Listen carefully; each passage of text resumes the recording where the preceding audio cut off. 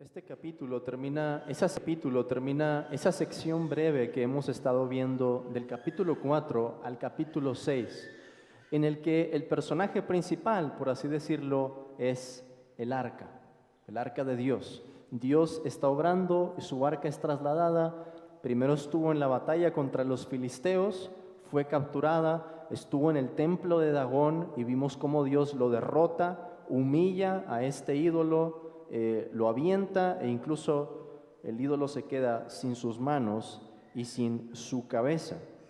Y ahora vemos, en tercer lugar, cómo es que el arca regresa, cómo es de vuelta. Y lo que tenemos en este capítulo es una celebración de ese triunfo que Dios trae sobre Dagón y sobre todos los filisteos. Si notaron bien, hermanos, no hay ningún diálogo en este capítulo en el que Dios diga alguna palabra. No hay alguna palabra de parte de Dios. Resulta que los locutores aquí son los filisteos y los sacerdotes. Ellos son los que le están dando la gloria a Dios en este capítulo. El Dios que estaba en silencio, pero que con su mano estaba haciendo temblar a los filisteos. El Dios que no necesita, lo hemos visto, ni del apoyo, ni de la mano del hombre para traer el triunfo. Para Israel esto había sido una derrota, pero para el Señor era el triunfo. El Dios que regresa marchando con ofrendas de oro después de haber traído plagas sobre este pueblo. ¿Le suena algo parecido, algún otro evento en la historia eso? Se parece al Éxodo. Y recuerden que los filisteos tenían conciencia de lo que Dios había hecho en Egipto. Lo vimos en el capítulo anterior y lo volvemos a ver aquí en este capítulo. Recapitulemos, hermanos, lo que tenemos aquí para después resumir algunas aplicaciones. El problema de los filisteos, según se nos presenta en este capítulo, era la presencia del arca. Lo que primero había sido para ellos una celebración cuando la pusieron en el templo de Dagón, ahora representaba un gran peligro. Dios trajo plagas como consecuencia. Pero los sacerdotes instruyen aquí a la gente para decirles que no pueden enviar el arca o devolverla sin una ofrenda, si está vacía. Ellos lo dicen así: si enviáis el arca del Dios de Israel, no la enviéis vacía, sino pagadle la expiación. Entonces seréis sanos y conoceréis por qué no se apartó de vosotros su mano. Los sacerdotes paganos entonces aconsejan una ofrenda. ¿En qué consistía la ofrenda? Versículo 4, conforme al número de los príncipes de los filisteos, 5 tumores de oro y 5 ratones de oro, porque una misma plaga ha afligido a todos vosotros y a vuestros príncipes. La paga, hermanos, o la ofrenda en expiación consistía aquí en algo que se corresponde al castigo infligido. Dios había traído tumores y Dios había traído ratones. Entonces, la manera de reconocer que era el Dios de Israel el que había hecho esto es hacer una ofrenda que representara exactamente esas cosas y colocarla junto al arca. Sería un tributo, una manera en que los filisteos dirían: Señor, el Dios de Israel, tú has hecho estas cosas, reconocemos que has traído estos juicios sobre nosotros. Los sacerdotes manifiestan además su conocimiento acerca de lo que Dios hizo en Egipto. Vean el versículo 6. ¿Por qué endurecéis vuestro corazón como los egipcios y Faraón endurecieron su corazón? Después que los había tratado así, no los dejaron ir y se fueron.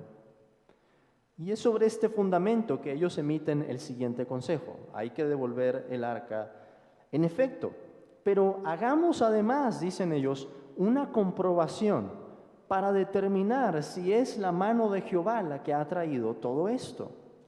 Entonces, lo que ingenian es lo siguiente: un carro nuevo, versículo 7, 2 vacas que crían, a las cuales no haya sido puesto yugo, y uncid las vacas al carro, y haced volver sus becerros de detrás de ellas a casa.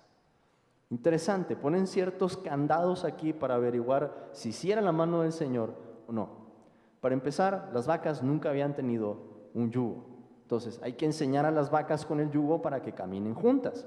Pero además las iban a separar de sus crías en un momento en el que naturalmente las vacas iban a querer estar con sus crías. Entonces, lo que están haciendo es llevar esto al límite. Están esperando que Dios muestre una señal, que haga algo sobrenatural para comprobar si Él había sido el que había traído estos juicios o, dicen los sacerdotes, si esto ocurrió por accidente, si fue el Señor o no fue el Señor. Al final se comprobó que había sido el Señor. Las vacas salen marchando, llevan el arca y la cruzan hasta la tierra de Bet-Semes. E incluso las personas allí, con eso terminamos el capítulo, fueron heridos por haber profanado el arca, porque miraron adentro de ella. Y sabemos por el Pentateuco que hay una prohibición acerca de eso. Nadie podía ver el interior del arca. Pero ¿qué aprendemos entonces de esto, hermanos? ¿Cómo aplicar las verdades que encontramos en este pasaje? En primer lugar, déjenme decir esto. La manera ordinaria por la que Dios obra es con el uso de medios. Dios utiliza medios. Pero una de las cosas que encontramos en las Escrituras es que Dios puede obrar por encima de los medios o aún en contra de los medios. Dios no utilizó profetas aquí. Dios actuó solo y sin previo aviso. Como lo he dicho, las vacas estaban criando y nunca habían tenido yugo, pero obedecieron en ese momento la orden de su Creador, del Dios de Israel.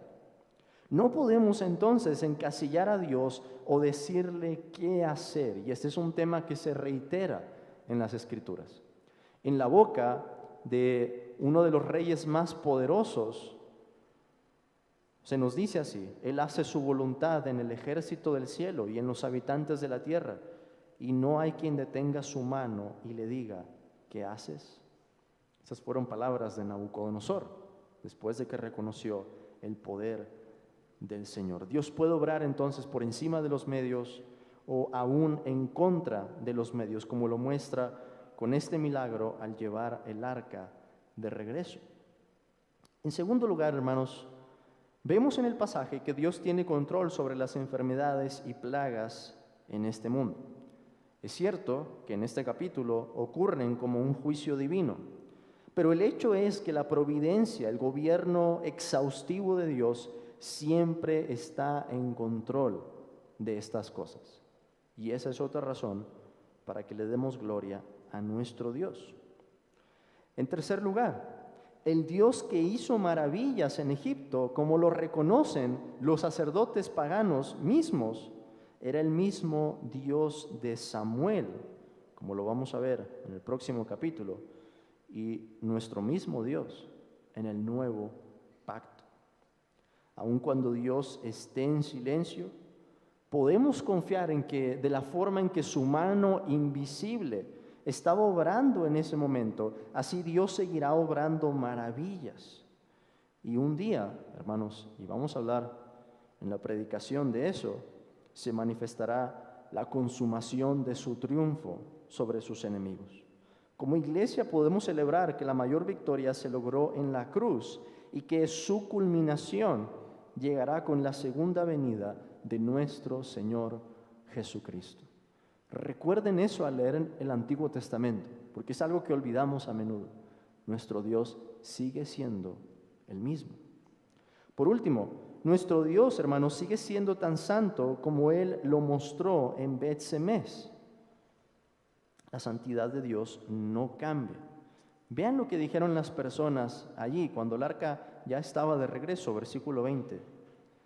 ¿Quién podrá estar delante de Jehová, el Dios santo?